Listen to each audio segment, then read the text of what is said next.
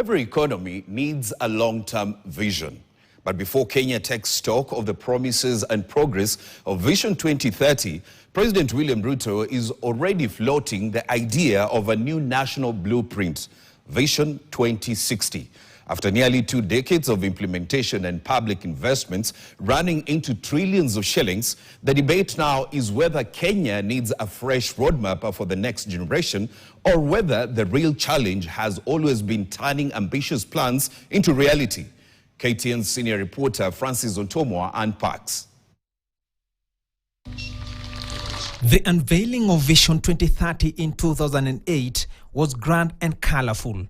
For nearly 2 decades, this defined the country's development blueprint, promising modern infrastructure, industrial growth, quality healthcare, affordable housing, manufacturing expansion, and higher living standards.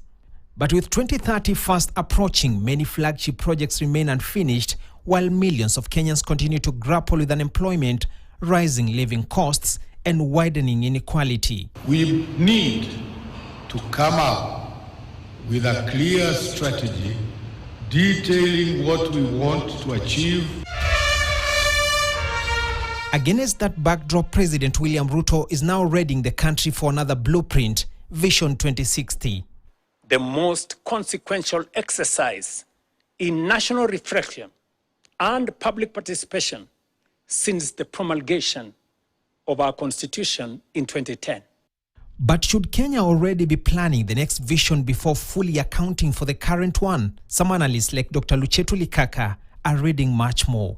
We don't need a vision. However, we only need to ensure that we implement the Constitution to the latter, we strengthen the political institutions and the independent offices, and fight corruption and the rule of law. History shows that Kenya has not had a shortage of development blueprints. At independence in 1963, Kenya adopted Sessional Paper number 10 of 1965, a strategy for economic growth. In the 1980s, the government introduced district focus for rural development. In 2002, the Economic Recovery Strategy for Wealth and Employment Creation, ERS, was birthed under President Mwai Kibaki.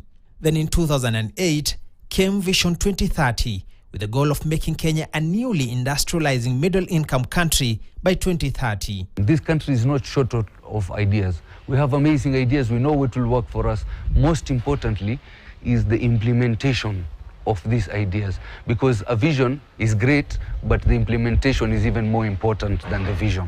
When he clinched power, Kenya's 4th president, Uhuru Kenyatta, shifted national attention to the Big Four agenda, what some analysts have argued further punctured the Vision 2030. It is about forging. But for President William Ruto, who has been at the center of Kenya's development agenda for nearly 2 decades as a cabinet minister, deputy president for 10 years, and our president, analysts argue, if Vision 2030 has fallen short of its targets, the country deserves an honest account from those who have overseen its implementation. If the Mwananchi is happy, no matter which vision we have, if the Mwananchi is struggling to make ends meet, then there's a problem. If the president implements everything he speaks about, he does not need to campaign.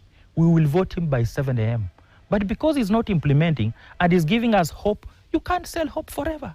With the country heading for elections next year and the year 2030 just a few years from now, Kenya is already embarking on a new journey to have a new development blueprint. But is this exactly what the doctor ordered for Kenya? Francis Ontomwa, KTN, Nairobi. Former Deputy President